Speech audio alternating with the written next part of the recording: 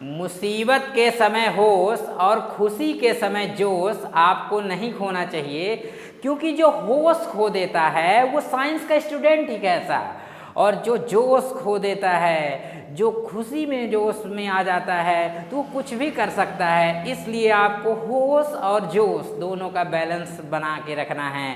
तो फिजिक्स के इस दबंग सेशन में हम स्टार्ट करने जा रहे हैं, आप लोग देख पा रहे होंगे चैप्टर नंबर 3 विद्युत धारा। विद्युत धारा की हम स्मार्ट शुरुआत करेंगे ये chapter number 3 physics class 12th के अंतर्गत, जिसमें आज का अपना टारगेट होगा विद्युत धारा क्या होती है, क्या परिभाषा होती है। आपको हम बिल्कुल फील दिलाएंगे कि वास्तव में इलेक्ट्रिक करंट क्या है, कहाँ से इसकी उत्पत्ति हुई, क्या क्या आपको सोचना है, और आपके दिमाग में इसकी डिफिनेशन को फिक्स की करेंगे। दूसरी बात, इसका मात्रक क्या होगा, विमीय सूत्र क्या होगा, प्रकृति एवं विद्युत धारा की दिशा क्या होगी। इस लेक्चर को आप लोग बिल्कुल कंसंट्रेशन बना के रखेंगे, 1 सेकंड के लिए भी स्किप नहीं करेंगे। मैं इस चैप्टर के होल कॉन्सेप्ट को आपको यहीं पर दे दूंगा। तो चलिए स्टार्ट करते हैं इस दबंग सेशन को, और मैं आपको विश्वास दिलाता हूं कि आपको 100% फील आएगा। तो चलिए स्टार्ट करते हैं इस खूबसूरत सेशन को।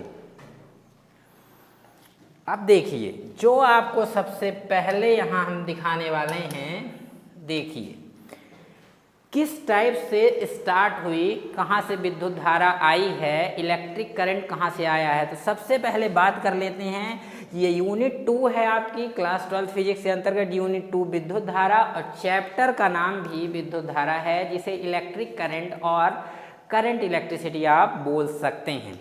तो चलिए आगे की ओर मूव करेंगे, और करंट को हम लोग फील करेंगे कि वास्तव में करंट है क्या। करंट आप पढ़े होंगे, 10th क्लास में भी करंट था, क्योंकि 10th की जो साइंस है उसी से रिलेटेड है आपकी 12th की फिजिक्स। NCERT फिजिक्स का भी कवरेज किया जाएगा, एक्सटर्नल क्वेश्चन भी हम लोग करेंगे। तो चलिए स्टार्ट करते हैं इस खूबसूरत सेशन को।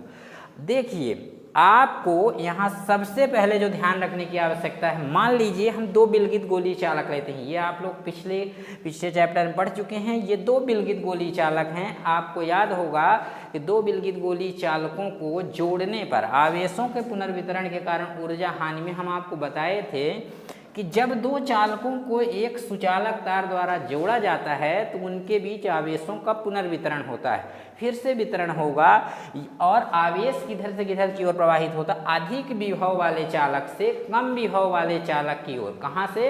अधिक विभव वाले चालक से कम विभव वाले चालक की ओर तब तक प्रवाहित होता है। मतलब यदि हम आवेश के प्रवाह की बात करें तो ये अधिक विभव वाले चालक से, यदि जिसका विभव अधिक है, अधिक विभव वाले चालक से कम विभव वाले चालक की ओर प्रवाहित होता है, और तब तक आपका प्रवाहित होगा जब तक कि दोनों चालकों का विभव बराबर नहीं होता है। यहाँ हम आपको बता चुके हैं, उसी को आपको वैनिस कहते हैं, जस्ट पिछले चैप्टर में। यदि आपने वो लेक्चर नहीं देखा है तो आप प्ले लिस्ट में जाके उसे भी आप देख सकते हैं। तो चलिए आगे की ओर मूव करेंगे। तो यहाँ से क्लियर है कि आवेश का प्रवाह जो है वो अधिक विभव वाले चालक से कम विभव वाले चालक की ओर, और तब तक होता है जब तक कि दोनों चालकों का विभव बराबर ना हो जाए। मान लीजिए ए और बी आपके 2 ये विलगित गोली चालक हैं, और इस वाले चालक को, पहला वाला जो चालक है, इसे हम किसी सोर्स द्वारा, कोई भी एक सोर्स हो सकता है, मान लीजिए इसे धन आवेश दे देते हैं। अब क्योंकि आपको बताया जा चुका है कि जब किसी गोली चालक को आवेश दिया जाता है तो वह उसके पृष्ठ पर समान रूप से वितरित हो जाता है। मान लीजिए इसे धन आवेश दिया गया है तो ये समान रूप से गोले के पृष्ठ पर फैल जाएगा। ये ये आपके दिमाग में क्लियर होगा। और मान लीजिए दूसरे गोले को हम माइनस आवेश दिए, ऋण आवेश दिए हैं, ऋण आवेश भी इस गोले के पृष्ठ पर हर जगह फैल जाएगा। आपके दिमाग में ये क्लियर हो गया होगा। अब मान लीजिए, अब यहाँ पर आपको देखना होगा, क्योंकि इस गोली चालक को विलगित गोली चालक, विलगित का मतलब अभी इसको इससे मतलब नहीं, स्वतंत्र, पृथक्कृत भी बोलते हैं इसको। तो ये जो विलगित गोली चालक ए है, तो इसमें से जो ये वाला दूसरा विलगित गोली चालक बी है, इन दोनों में से विभव किसका ज़्यादा होगा? तो बिल्कुल क्लियर होगा कि विभव ए का ज़्यादा होगा, क्योंकि इसे आप धन आवेश दिए हैं, और धन आवेश दिए हैं इसलिए धन वाले का विभव ज़्यादा होगा ऋण वाले को आवेश, मतलब ऋण वाले जो गोली विभव को आवेश दिया गया है उससे।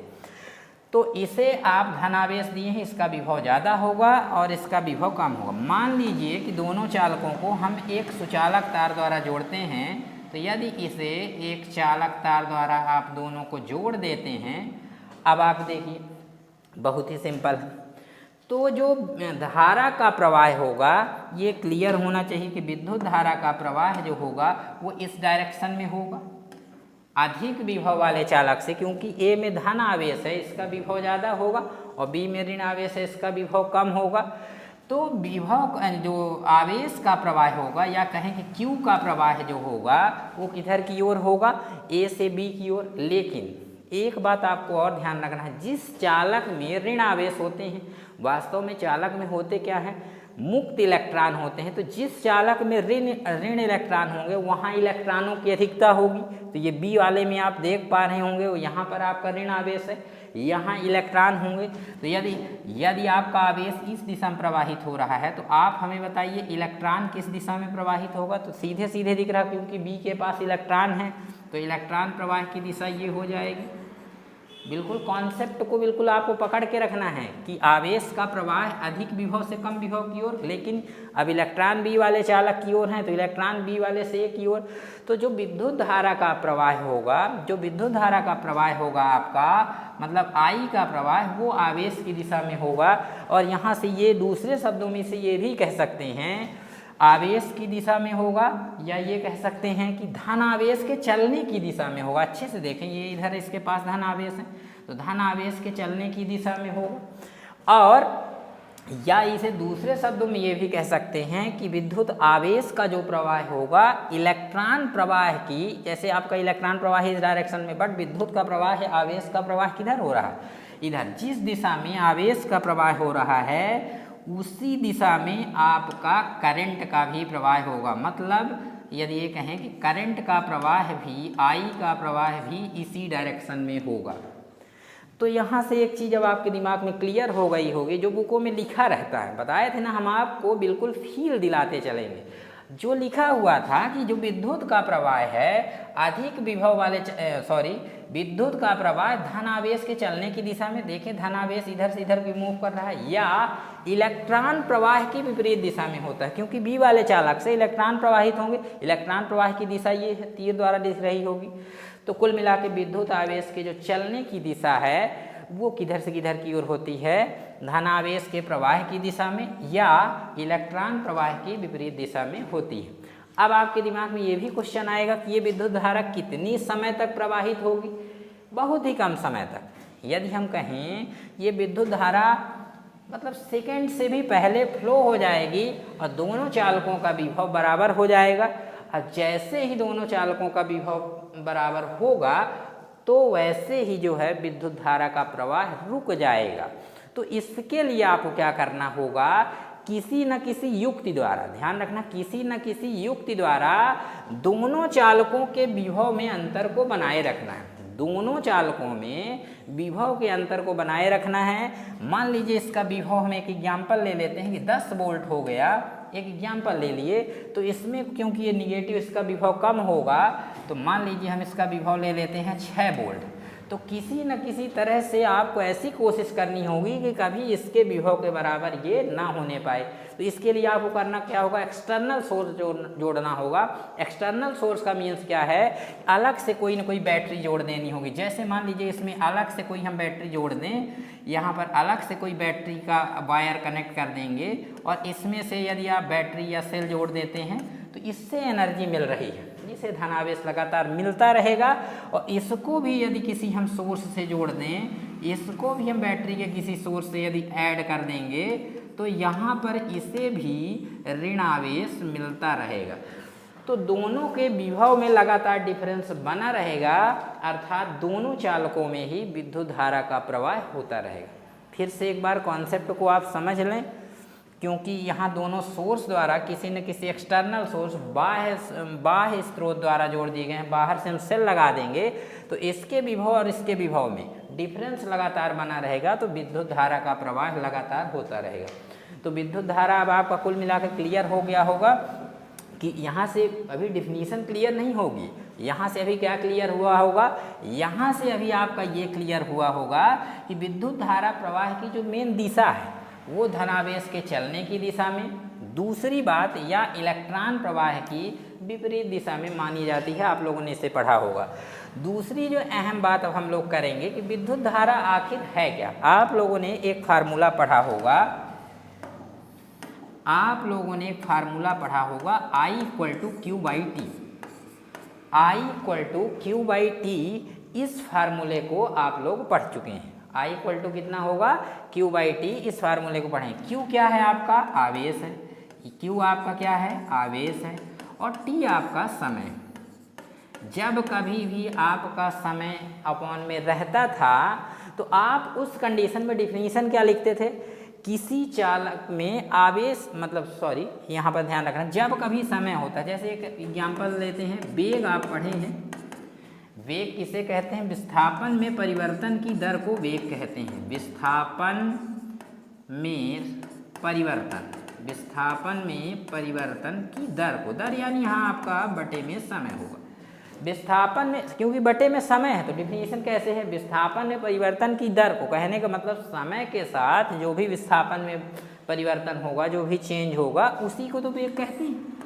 तो यहाँ से आप ऐसे भी कह सकते हैं कि समय के साथ आवेश में जो भी चेंजेस होगा, जो भी परिवर्तन होगा, उसी को हम लोग क्या बोलेंगे, विद्युत धारा बोलेंगे। I बराबर क्यू अपॉन टी के फार्मूले से। लेकिन ध्यान रखना होगा, आवेश कहाँ पर प्रवाहित होता है, किसी न किसी चालक में। आवेश कहाँ पर प्रवाहित होगा आपका, किसी न किसी चालक में। तो डिफिनीशन आपकी होगी कि ध्यान रखना है किसी चालक के परिच्छेद से, परिच्छेद वर्ड का भी मीन्स हम आप लोगों को बिल्कुल एहसास दिलाएंगे। परिच्छेद क्या होता है, कुछ बच्चे पूछते हैं सर ये परिच्छेद क्या है, बहुत क्लियर करते हैं अभी।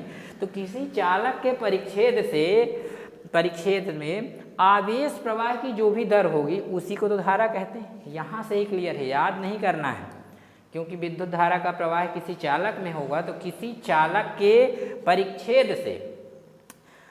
परिच्छेद में प्रवाहित होने वाले आवेश को, या ये भी कह सकते हैं आप दूसरे शब्दों में, किसी चालक में एकांक समय में, ध्यान रखें यदि हम टी को एक ले लें, दूसरी डिफिनीशन बता रहे हैं, किसी चालक में एकांक समय में या किसी चालक के परिच्छेद में एकांक समय में जितना आवेश प्रवाहित होता है उसे उस चालक में बहने वाली विद्युत धारा कहते हैं। आइए इसको हम स्पष्ट रूप से नेक्स्ट पेज में कवर करते हैं। यहाँ पर आपका ये क्लियर हो चुका है, हम अभी आगे आपको बताएंगे भी कि विद्युत धारा का प्रवाह जो होता है धनावेश की दिशा में होता है।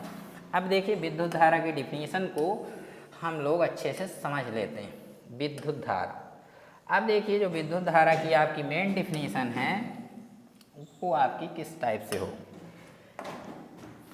आपको डिफिनीशन यहाँ से स्टार्ट करना है, I बराबर क्यू अपॉन टी। अभी आप लोग पढ़े हैं कि जैसे ये पहला विलगित गोलीय चालक हुआ और ये दूसरा विलगित गोलीय चालक, मान लीजिए इसका नाम ए बी देते हैं। स्टैंड आप लगा दिए, सपोज करिए ये इसके स्टैंड्स हो गए। ऐसे ही दूसरा वाला विलगित गोलीय चालक हुआ, इसके भी आप स्टैंड्स ज्वाइन कर दीजिए, ये दूसरा वाला हो गया। तो ध्यान यहाँ पर आपको ये रखना होगा कि जो ये वायर कनेक्ट होता है, मान लीजिए ये आपका वायर है, तार हुआ, सीधा तार आपको दिख रहा होगा। तो यदि इस वायर को हम थोड़ा सा जूम करें तो वायर को के एक भाग को कट करके, मान लीजिए हम केवल इतने भाग को, वायर में जिस जहाँ लाइनिंग कर रहे हैं इतने भाग को कट कर लेते हैं और कट करके जूम करेंगे तो क्या आप हमें बताइए, आपका वायर इस फॉर्म में दिखेगा। वैसे भी आपको पता है कि जो तार होता है वो बेलनाकार होता है। तार किस प्रकार से होगा, बेलनाकार होता है। अब आपका तार जो है वो बेलनाकार है तो यहाँ पर आवेश का जो प्रवाह होगा, वैसे विद्युत का प्रवाह मुख्यतः आवेश का प्रवाह है। तो अब आपको पता होगा ये इसके परिच्छेद से होकर प्रवाहित होगा। परिच्छेद होने का मीन्स ये शुरुआत में एक गोला टाइप का परिच्छेद है। परिच्छेद आप समझ सकते हैं, जैसे मान लीजिए यहाँ पर हम लोग ले लेते हैं ये इस टाइप की आकृति, ये सपोज करिए क्या ले सकते हैं, कुछ भी आप ले सकते हैं। मान लीजिए ये मूली, एक एग्जाम्पल है जैसे मूली है।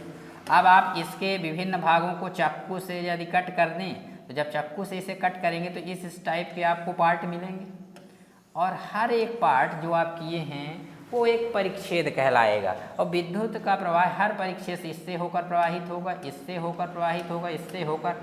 तो यहाँ यदि आप ध्यान रखेंगे कि चालक के किसी परिच्छेद से, मान लीजिए ये पहला परिच्छेद है, एक चालक में कई परिच्छेद होंगे और भी होंगे आगे, तो चालक के किसी परिच्छेद में आवेश प्रवाह की जो दर होती है, आवेश प्रवाह की दर का मतलब समय के साथ जो भी आवेश का प्रवाह होगा उसे विद्युत धारा कहते हैं। परिच्छेद आपके दिमाग में क्लियर हो गया है। जिस तरह से चाकू से आप मूली ले लें, खीरा ले लें, कट कर दें, कटने के बाद जो पीसेस बनते हैं वो एक एक परिच्छेद का काम करेंगे।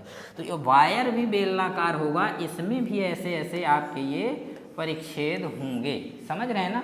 तो चालक के किसी परिच्छेद से, यहाँ पर आपको कोई लेना है, जैसे मान लीजिए इस वाले की बात करें, चालक के किसी परिच्छेद में आवेश प्रवाह की दर को विद्युत धारा कहते हैं, क्योंकि आवेश का प्रवाह जो होगा चालक में होगा। तो आइए इसे लिख लेते हैं। पहली जो डिफिनीशन बनेगी, ये फार्मूले से ही लिख रहे हैं। क्या डिफिनीशन बन गई, ध्यान रखना है आपको। चालक के किसी परिच्छेद में, ध्यान रखना है, चालक के किसी परिच्छेद में आवेश प्रवाह की दर को, आवेश प्रवाह की दर को क्या कहते हैं, विद्युत धारा कहते हैं। आवेश प्रवाह की दर को विद्युत धारा कहते हैं। ये लिखने की बताने की बात तो है नहीं, इसे कैपिटल आई से प्रदर्शित करते हैं, विद्युत धारा को कैपिटल आई से प्रदर्शित करते हैं। अथवा इसकी एक और डिफिनीशन हम लोग बता सकते हैं।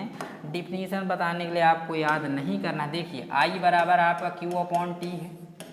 यदि इसमें टी बराबर आप 1 सेकंड ले लें, या इसी को कहते हैं 1 सेकंड लेने का मीन्स है टी बराबर 1 रखने पर, यदि आप इसमें टी बराबर 1 रखेंगे तो आप देखें आई बराबर क्यू अपॉन टी की जगह में आपको 1 सेकंड या 1 रखना है। तो अब आई बराबर आपका क्या हो जाएगा, 1 तो हर जगह अपॉन में रहता है, तो आई इक्वल टू क्यू।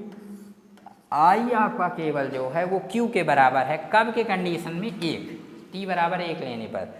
तो किसी चालक के परिच्छेद से 1 सेकंड में, समय आपको ध्यान रखना है, 1 सेकंड में जितना आवेश प्रवाहित होता है, किसी चालक के किसी परिच्छेद से 1 सेकंड में जितना आवेश प्रवाहित होता है, क्योंकि अब आई बराबर क्यू हो गया है, समय कितना लेना पड़ रहा है, 1 सेकंड में। तो किसी चालक के किसी परिच्छेद से 1 सेकंड में जितना आवेश प्रवाहित होता है उसे उस चालक में बहने वाली विद्युत धारा कहते हैं। मतलब किसी, लिख देते हैं जल्दी से, आप लोग कॉपी कर लीजिए, किसी चालक के किसी परिच्छेद से, किसी चालक के किसी परिच्छेद से, किसी चालक के किसी परिच्छेद से 1 सेकंड में समय कितना लिया जा रहा है, टी बराबर आपका 1 सेकंड लिया गया है। 1 सेकंड में बहने वाले आवेश को, बहने वाले आवेश को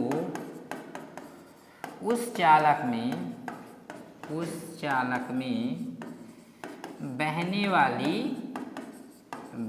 वाली धारा कहते हैं, बहने वाली धारा कहते हैं। ये आपको ध्यान में रखना हो। किसी चालक के किसी परिच्छेद से 1 सेकंड में, एक चीज़ ध्यान और रखें, इसे आप 1 सेकंड की जगह में एकांक समय में भी बोल सकते हैं। क्या बोल सकते हैं, किसी चालक के किसी परिच्छेद से एकांक समय में, 1 सेकंड ना लिख करके समय को एकांक बोले, एकांक मतलब 1 सेकंड, सेम ही बात है। या इकाई समय में भी लिख सकते हैं। तो मतलब आप यहाँ चाहें तो इसमें 1 सेकंड की जगह में एकांक समय भी लिख सकते हैं, एकांक या इकाई समय भी लिख सकते हैं, एकांक समय या इकाई समय भी लिख सकते हैं। तो इस तरह से विद्युत धारा की डिफिनीशन आपके दिमाग में क्लियर हो गई होगी। यदि थोड़ा सा हम आगे की ओर मूव करें और इसे थोड़ा और समझें, देखिए यहाँ पर अब आप लोग समझिएगा कि यदि, सिंपल से क्लियर ही हो गया होगा इसका सूत्र, यदि स्मॉल टी समय में, टी कुछ न कुछ समय होगा, स्मॉल टी समय में किसी चालक के किसी परिच्छेद से कितना आवेश प्रवाहित हो रहा हो, किसी चालक के किसी परिच्छेद से कैपिटल क्यू आवेश, या आवेश की मात्रा भी बोल सकते हैं, आवेश प्रवाहित हो रहा हो, इस कंडीशन में सूत्र जो बनेगा आपका विद्युत धारा जो बनेगा इसे I से दर्शाएंगे, और आवेश प्रवाह की दर ही धारा है तो Q/T, ये इसका फार्मूला बन जाएगा। ये इसका आपका क्या बन जाएगा, विद्युत धारा का Q/T एक फार्मूला होगा। इसे समीकरण 1 देते हैं। यदि हम थोड़ा सा और आगे की ओर बढ़ते हैं, विद्युत धारा की परिभाषा और सूत्र आपके दिमाग में क्लियर होगा। यदि इसी को हम ऐसा भी लिखना चाहें कि यदि हम थोड़ा समय अंतराल बदलते हैं, यदि t से लेकर, समय को थोड़ा बदल लेते हैं, t से लेकर t प्लस डेल टी, देखिए t जहाँ आपका शुरुआती समय होगा, t प्लस डेल टी समय के बाद बहुत ही अल्प समय अंतराल, डेल टी यहाँ अल्प समय अंतराल को प्रदर्शित करेगा। तो यदि t से लेकर t प्लस डेल टी समय में प्रवाहित होने वाला या बहने वाला जो आवेश है, बहने वाला आवेश कहाँ प्रवाहित होगा, किसी चालक में बहने वाला आवेश ले लेते हैं। समय में किसी, ध्यान रखना है, किसी चालक में प्रवाहित आवेश, ध्यान रखना है, किसी चालक में प्रवाहित आवेश कितना हो, ध्यान रखेंगे, डेल क्यू हो, आवेश के मान में भी परिवर्तन होगा, तो डेल क्यू हो तो डेल टी समय में बहने वाली धारा, बहने वाली जो धारा होगी उसका फार्मूला किस टाइप से हम लिख सकते हैं, ध्यान रखना होगा। यहाँ हम थोड़ा छोटा करके ऊपर कर दिए हैं, आप लोग उसको लिख लेंगे पीछे से या स्क्रीनशॉट ले लेंगे। बहने वाली जो धारा होगी I अच्छे से समझिएगा, तो विद्युत धारा यहाँ होगी, डेल टी समय में बहने वाली धारा निकाल रहे हैं, तो कुल मिला के इसमें से यदि इसको आप माइनस करेंगे अंतिम समय में, प्रारंभिक समय में, I का सूत्र होता है del Q upon del T, तो यहाँ पर आपका ये हो जाएगा डेल क्यू अपॉन, समय में भी परिवर्तन होगा तो समय में कितना परिवर्तन हो रहा है, डेल टी। कैसे जानेंगे कि यहाँ डेल टी आएगा, आवेश तो आपका डेल क्यू दिया है, डेल टी कैसे आया, अंतिम समय है जो टी प्लस डेल टी, प्रारंभिक समय को आप माइनस कर दें टी समय को, तो डेल टी समय में जो बहने वाली धारा होगी I बराबर del Q upon del T. यदि परिवर्तन के रूप में दिया है तो आप ऐसे लिख सकते हैं। इसको हम अवकलन के रूप में भी लिख सकते हैं कि d/dt समय के सापेक्ष, देखिए खुद क्लियर है कि समय के सापेक्ष किस में परिवर्तन होगा, आवेश में। भाई हर समय के साथ जो भी आवेश के मान में परिवर्तन होगा वही तो धारा, तो d/dt मतलब समय के रिस्पेक्ट में आवेश में परिवर्तन होगा, तो इसे आप अवकलन के रूप में dq/dt भी बोल सकते हैं।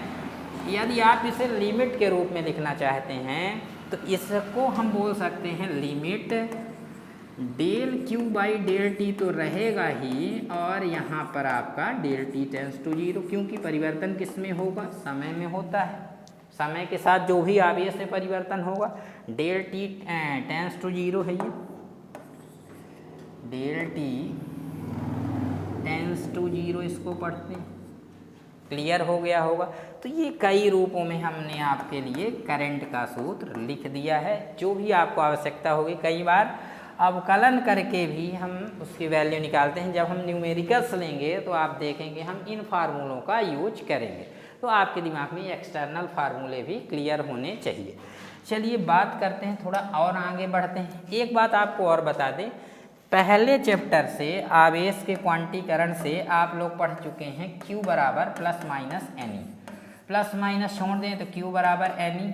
यदि आवेश को, एनी का मतलब है, ध्यान रखेंगे कि यदि कोई भी किसी भी चालक में मुक्त इलेक्ट्रॉन होते हैं, ये आपको पहले ही बताया गया है कि दुनिया के समस्त पदार्थ में कुछ न कुछ आवेश होता है, और जो वो आवेश होगा, ध्यान रखिएगा, वो लगभग एक इलेक्ट्रॉन पर आवेश की मात्रा के पूर्ण गुणज में होता है, तो इसे ही आवेश का क्वांटीकरण कहते हैं। तो Q बराबर N होगा। तो यदि हम जनरली अभी इसको ना बताते हुए कैपिटल Q बराबर भी आपका N होगा, तो Q की जगह में आप यहाँ से रख सकते हैं Ne/T भी आपका फार्मूला बन जाएगा।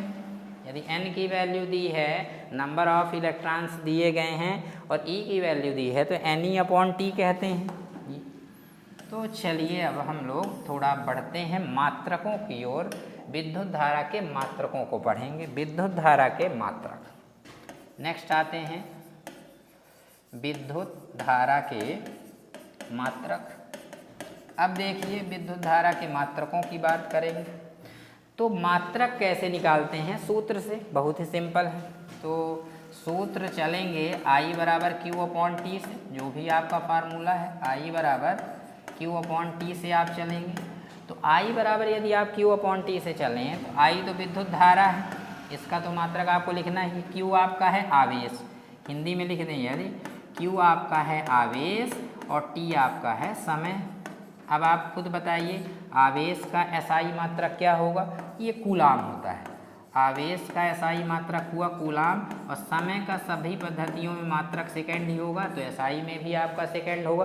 तो कूलाम प्रति सेकंड या इसी को एक शब्द में एम्पियर, एम्पियर जो कि एक वैज्ञानिक हैं, विद्युत धारा का SI मात्रक एम्पियर आप लोग पढ़ भी चुके हैं। तो ये एम्पियर जो है विद्युत धारा एक प्रकार की कौन सी राशि है? मूल राशि है। ये आपको याद होना चाहिए, 11वीं में आप पढ़ चुके हैं। तो कूलाम प्रति सेकंड या एम्पियर SI पद्धति में, SI पद्धति में। अब देखें यदि CGS में भी बात कर लें तो स्थैत कूलाम, कूलाम आपका कन्वर्ट होता है स्थैत कूलाम के फॉर्म में। और साथों साथ ध्यान रखना है जो सेकंड है वो चेंज ही नहीं होगा, या इसे एक शब्द में या ध्यान रखना है विद्युत चुंबकीय मात्रक भी बोलते हैं, कहीं कहीं इसे विद्युत चुंबकीय मात्रक भी बोलते हैं। ये किस पद्धति में है ध्यान रखना होगा? CGS पद्धति में। किस पद्धति में है?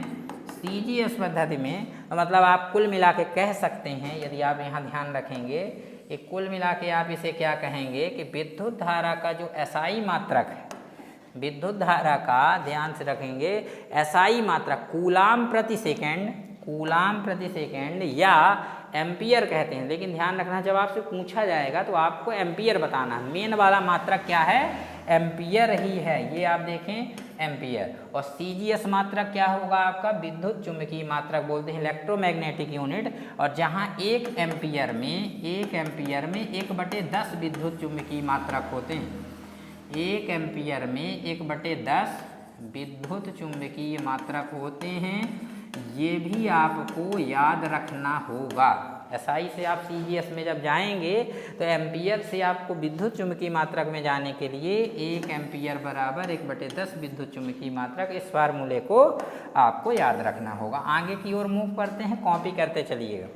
तो ये मात्रक आपके दिमाग में क्लियर हो गए होंगे कि विद्युत धारा का SI मात्रक क्या होगा। बिल्कुल देख लें, कूलाम प्रति सेकंड या एम्पियर, तथा CGS मात्रक स्थैत कूलाम प्रति सेकंड या विद्युत चुंबकीय मात्रक होता है। यहाँ एक नोट की बात कर लेते हैं।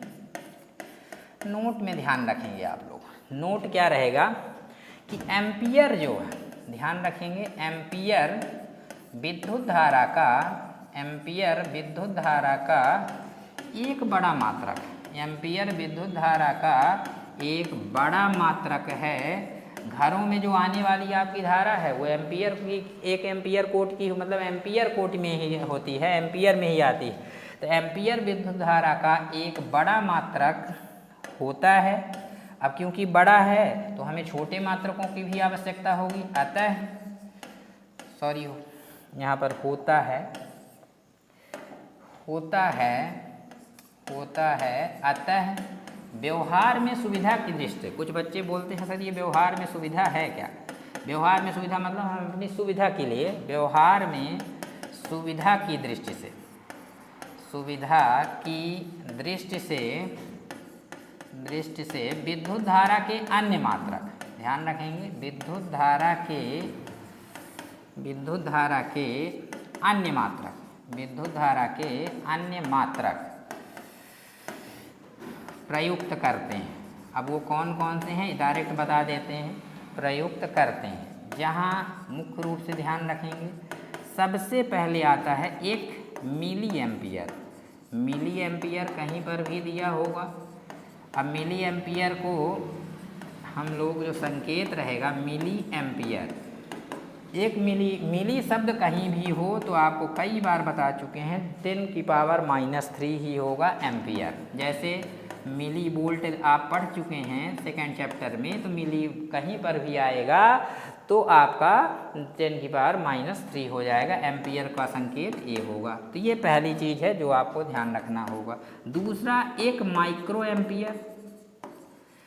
माइक्रो एम्पियर, जब माइक्रो वर्ड कहीं पर भी आता है तो आपको बताया जा चुका है कि माइक्रो एम्पियर, माइक्रो को म्यू से डिनोट करते हैं। यू के जैसा साइन है, यू नहीं म्यू, इस साइन का नाम है म्यू, ध्यान रखेंगे इस साइन का नेम रहेगा म्यू। तो चलिए मिटा देते हैं, म्यू बराबर mu A milli micro ampere, अब आपका आएगा 10⁻⁻6 एम्पियर। ये ऑब्जेक्टिव पॉइंट ऑफ व्यू से और न्यूमेरिकल भी जब आप लगाएंगे तो उसके पॉइंट ऑफ व्यू से बहुत ज़रूरी है। एक नैनो एम्पियर, ये भी आपके दिमाग में क्लियर होगा कि एक यदि नैनो ले लें, नैनो कार आप जानते होंगे, तो नैनो एम्पियर की बात करेंगे। नैनो एम्पियर जो होगा वो 10⁻⁹ एम्पियर, नैनो वर्ड कहीं आएगा तो 10⁻⁹ एम्पियर।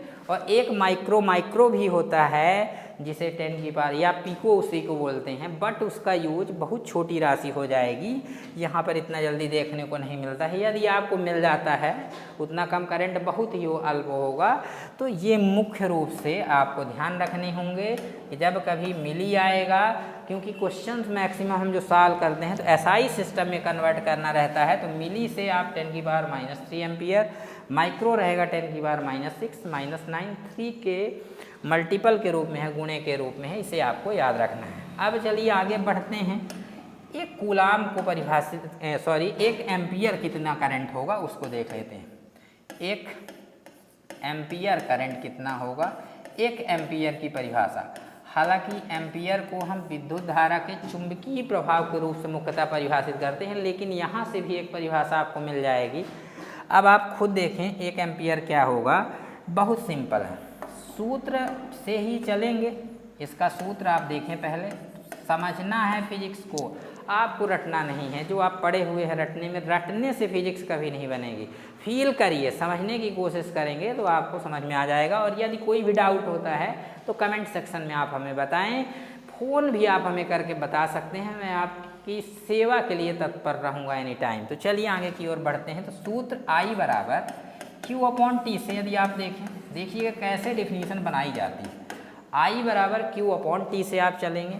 अब देखिए सब का मात्रक पहले SI पद्धति में एक एक शब्द वाला लिखेंगे। I का मुख्य मात्रक एम्पियर होता है, विद्युत धारा है, अभी आपको बता चुके हैं, बराबर आवेश का SI मात्रक कूलाम होगा, आवेश का SI मात्रक कूलाम, और समय का SI मात्रक क्या होगा, सेकेंड होगा।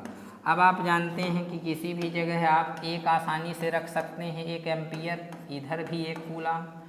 अब देखिए जो डिफिनीशन बनेगी बहुत सिंपल है। यदि किसी चालक के परिच्छेद से आवेश कहाँ से प्रवाहित होता है, चालक के परिच्छेद से, और समय इस बार दे दिया गया है कि 1 सेकंड में कितना आवेश प्रवाहित हो, आवेश प्रवाहित होगा 1 कूलाम, तो उस चालक में जो बहने वाली धारा है वो 1 एम्पियर कहलाती है। क्लियर हो गया? फिर से एक बार समझें, यदि किसी चालक के किसी परिच्छेद से, यदि किसी चालक के किसी परिच्छेद से समय दे दिया गया है 1 सेकंड में 1 कूलाम आवेश प्रवाहित होता है, तो उस चालक में जो बहने वाली धारा है, उसी चालक में बहने वाली धारा कितनी होगी, 1 एम्पियर कहलाती है। फिर से एक बार समझ लें, यदि किसी चालक के किसी परिच्छेद से 1 सेकंड में, ये देखें समय 1 सेकंड है, 1 सेकंड में 1 कूलाम आवेश प्रवाहित होता है, तो उस चालक में बहने वाली धारा 1 एम्पियर कहलाती है। बहुत सिंपल है, अर्थात यहाँ से आप 1 एम्पियर का डिफिनीशन लिख सकते हैं। यदि किसी चालक के किसी परिच्छेद से, चालक के किसी परिच्छेद से 1 सेकंड में, ध्यान रखें समय दिखा हुआ है 1 सेकंड में कितनी धारा, 1 सेकंड में 1 कूलाम आवेश, 1 कूलाम आवेश प्रवाहित होता है, 1 कूलाम आवेश प्रवाहित होता है, तो उस चालक में बहने वाली धारा, उस चालक में बहने वाली धारा 1 एम्पियर कहलाती है। 1 एम्पियर हम शॉर्ट में लिखे दे रहे हैं, 1 एम्पियर कहलाती है। ध्यान रखेंगे 1 एम्पियर आपके दिमाग में क्लियर हो गया होगा कि 1 एम्पियर कितनी धारा है। यदि किसी चालक के किसी परिक्षेत्र से समय याद रखेंगे 1 सेकंड में 1 कूलाम आवेश प्रवाहित होता है, तो उस चालक में जो बहने वाली धारा होगी या विद्युत धारा 1 एम्पियर कहलाती है। तो ये भी आपके दिमाग में क्लियर होना चाहिए। आगे की ओर मूव करते हैं और बात करते हैं मात्रक के बाद इसके विमीय सूत्र की। तो विमीय सूत्र बहुत ही ईजी है, बहुत ज़्यादा जिसको कह सकते हैं ईजी है। तो देखिए विमीय सूत्र हम लोग किस प्रकार से निकालेंगे, यहीं निकाल देते हैं भैया, बता देते हैं, निकालने की आवश्यकता ही नहीं, क्योंकि विद्युत धारा को डायरेक्ट ए से दर्शाते हैं। यहाँ पर हम नोट में डायरेक्ट बताए दे रहे हैं विमीय सूत्र कि विद्युत धारा का विमीय सूत्र याद रखेंगे आप, पिक ब्रैकेट में रखेंगे m0, L0, T0 और A होता है, क्योंकि आपको पिछले साल बताए हैं कि धारा या विद्युत धारा को डायरेक्ट A से दर्शाते हैं, और विमीय सूत्र में जो भी राशियां नहीं रहती हैं वहाँ पर आप 0 रखेंगे, क्योंकि आप जानते हैं कि m की पावर 0 बराबर 1 होगा, 1 का मल्टीप्लाई कहीं भी होगा तो MLT जरूर लिखते हैं, इसीलिए इनकी पावर 0 और 1। तो मतलब विद्युत धारा का जो विमीय सूत्र होगा याद करने की आवश्यकता नहीं है, ampere direct m0, L0, T0, A होगा। तो ये भी आपके दिमाग में क्लियर हो चुका होगा। आइए आगे की ओर बढ़ जाते हैं और थोड़ा सा अब हम लोग और सीख लेते हैं, इसकी प्रकृति के विषय में बात करेंगे। विद्युत धारा की प्रकृति के विषय में बात करेंगे। प्रकृति का मतलब है कि अदिश है कि सदिश है। अब इसकी बात कर लेते हैं प्रकृति के विषय में। तो चलिए विद्युत धारा की प्रकृति।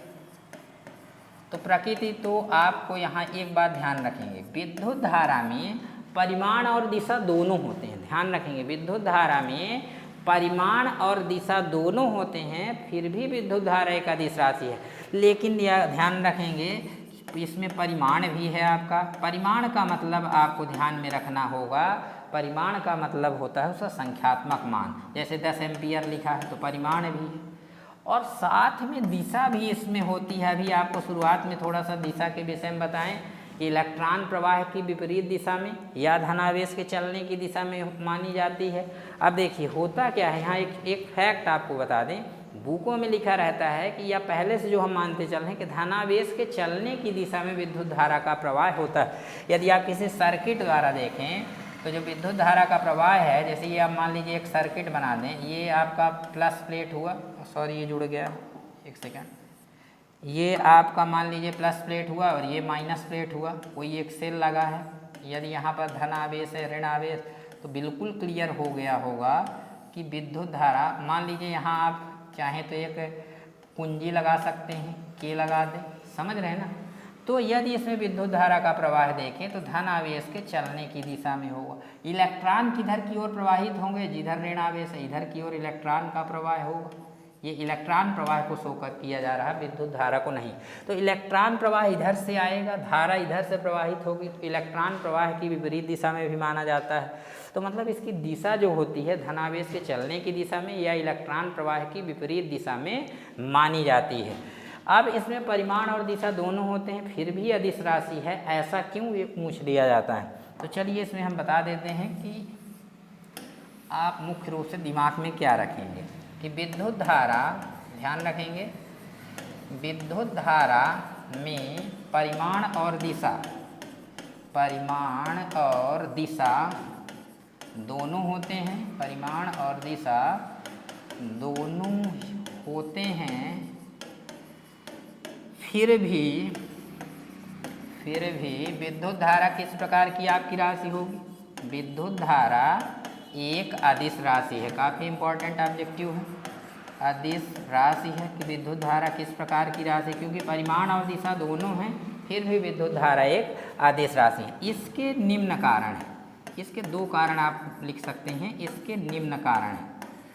अब देखिए जो इसके कारण आप लिख सकते हैं वो कौन कौन से कारण। पहली चीज़, इसमें आपको बता चुके हैं परिमाण और दिशा दोनों होते हैं, लेकिन ध्यान रखेंगे विद्युत धारा को हम अदिशों के योग नियमों द्वारा भी जोड़ सकते हैं। अदिशों मतलब जिस तरह अदिशों को जोड़ा जाता है, संख्याओं को जोड़ा जाता है, क्योंकि अदिश सदिश में पिछले साल आप अंतर पढ़े होंगे कि सदिशों को केवल सदिश बीजगणितीय नियमों द्वारा जोड़ा जाता है। हम अदिशों को डायरेक्ट हम मतलब विद्युत धारा को अदिश नियमों के योग नियमों द्वारा जोड़ सकते हैं। मतलब सिंपल है कि एक जगह आपको 10 एम्पियर धारा मिली, फिर 5 एम्पियर मिली, 7 एम्पियर मिली, तो टोटल कितनी धारा हुई? 10 5 12 12 और 7 19 एम्पियर की धारा टोटल धारा हो जाएगी। तो मतलब जनरली जैसे आप अदिशों को जोड़ते हैं वैसे ही जोड़ सकते हैं। तो इसका पहला कारण जो होगा कि विद्युत धारा को, ध्यान रखेंगे, विद्युत धारा को अदिश बीजगणितीय नियमों द्वारा या अदिश बीजगणितीय लिख देते हैं, बीजगणितीय, सदिश नहीं, अदिश बीजगणितीय नियमों द्वारा या नियमों के द्वारा भी योग किया जा सकता है। योग या अंतर दोनों हो सकता है, तो योग या जोड़ा या घटाया जा सकता है, तो योग किया जा सकता है, केवल इतना आप लिखें। या आप ये भी लिख सकते हैं कि अदिशों के योग नियमों द्वारा ही इसे हम कैलकुलेट कर सकते हैं। दूसरी बात, जोड़ा या घटाया जा सकता है। दूसरी बात, यदि किसी धारावाही चालक तार में, दूसरी जो इसमें अहम बात है, यदि किसी धारावाही तार, धारावाही मतलब जिसमें धारा का प्रवाह हो रहा हो, धारावाही तार में, यदि किसी धारावाही तार में तार को मोड़ दिया जाए, मोड़ दिया जाए, यदि हम उसे मोड़ दिया जाए या उसमें गांठ लगा दी जाए, गांठ लगा दी जाए तो विद्युत धारा की दिशा में कोई परिवर्तन नहीं होता। विद्युत धारा की दिशा में कोई परिवर्तन नहीं होता है, कोई परिवर्तन नहीं होता है, नहीं तो इस तरह से आपके दिमाग में क्लियर हो गया होगा। परिमाण और दिशा दोनों होते हैं, फिर भी अदिश के क्या कारण होंगे? पहला, विद्युत धारा को हम अदिश बीजगणितीय नियमों द्वारा भी योग कर सकते हैं, और दूसरा जो इसका रहेगा, यदि किसी धारावाही तार को मोड़ दिया जाए, आप लोगों ने देखा होगा कि मोड़ देते हैं, कितना भी आप मोड़ेंगे लेकिन धारा की दिशा में कोई चेंजेस नहीं हो, चाहे आप उसमें गांठ लगा दें तब भी करंट के मान में कोई भी परिवर्तन नहीं होता है, या धारा की दिशा में या इसके मान में भी आप कह सकते हैं, दिशा या धारा के मान में, धारा के मान में, दोनों चीज़ें एक ही बात है। ना तो मान में परिवर्तन होगा और ना ही दिशा में कोई भी परिवर्तन नहीं होता है। अब बात करेंगे कि विद्युत धारा में परिमाण और दिशा दोनों होते, एक चीज़ नहीं लिखे थे, नोट में इसमें लिखेंगे कि जो विद्युत धारा के प्रवाह की दिशा मानी जाती है, सदिश है नहीं, जो मानी जाती है तो उसको लिख लेते हैं। ये आपको हम पहले ही क्लियर कर चुके हैं, यदि आप पहले पेज में देख लें तो पहले ही पेज में हम आपका क्लियर किए थे।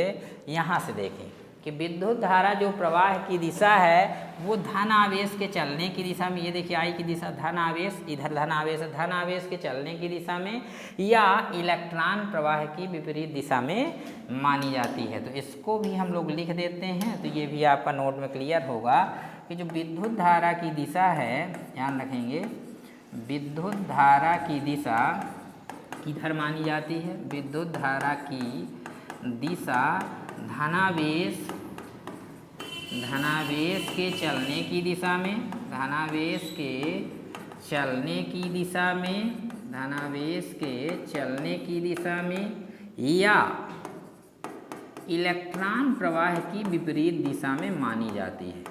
इलेक्ट्रॉन प्रवाह की विपरीत दिशा में मानी जाती है। ध्यान रखेंगे, विपरीत दिशा में मानी जाती है,